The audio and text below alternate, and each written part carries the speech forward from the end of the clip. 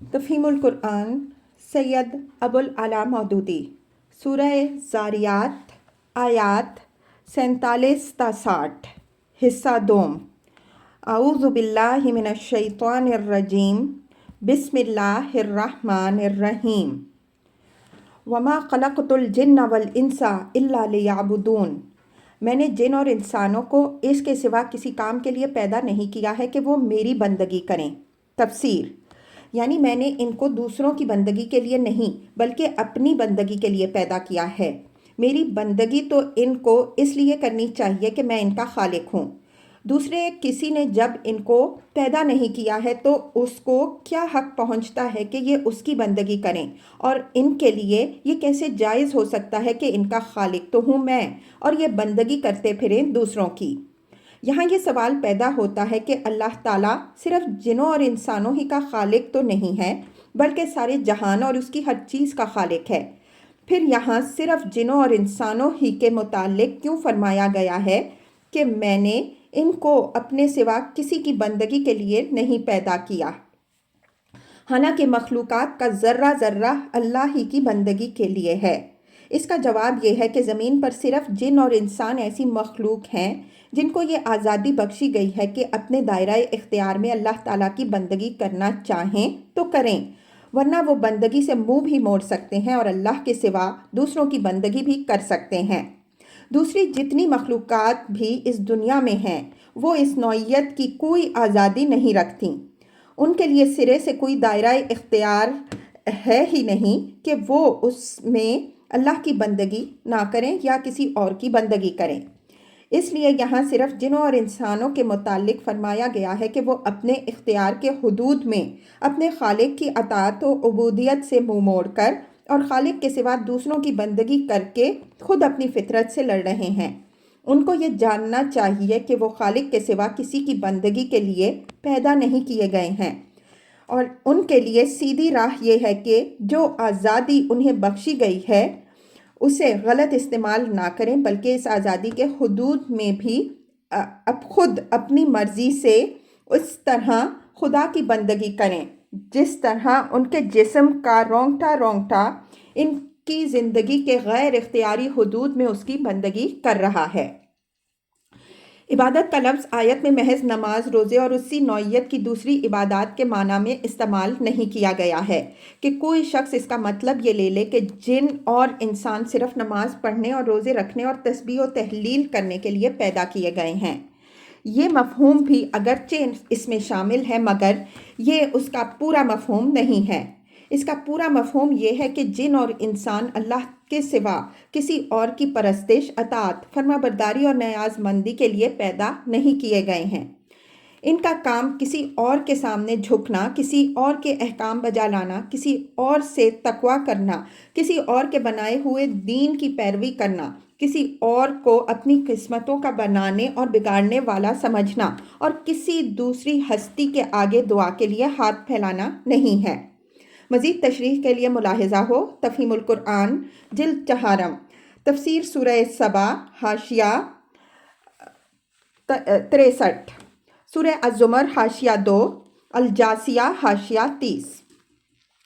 ایک اور بات جو ضمنی طور پر اس آیت سے صاف ظاہر ہوتی ہے وہ یہ ہے کہ جن انسانوں سے الگ ایک مستقل مخلوق ہیں۔ اس سے ان لوگوں کے خیال کی غلطی واضح ہو جاتی ہے جو دعویٰ کرتے ہیں کہ انسانوں ہی میں سے کچھ لوگوں کو قرآن میں جن کہا گیا ہے۔ اسی حقیقت پر قرآن مجید کی حسب ذیل آیات بھی ناقابل انکار شہادت بہم پہنچاتی ہیں۔ الانعام آیات 100، 128، اعراف 38، 179، سورہ ہود 119، سورہ ہجر 27 تا 33، سورہ بنی اسرائیل 88، سورہ الکہف 50، سورہ السجدہ 13، سورہ سبا 41، سورہ صاد 75 تا 76، سورہ حامیم السجدہ 25، سورہ احقاف 18، سورہ رحمان 15، 39، 45۔ جلد چہارم تفسیر سورہ سبا حاشیہ 24۔ اُرِيدُ مِنْهُمْ مِنْ رِزْقٍ وَمَا أُرِيدُ أَنْ يُطْعِمُونَ، میں ان سے کوئی رزق نہیں چاہتا اور نہ یہ چاہتا ہوں کہ وہ مجھے کھلائیں۔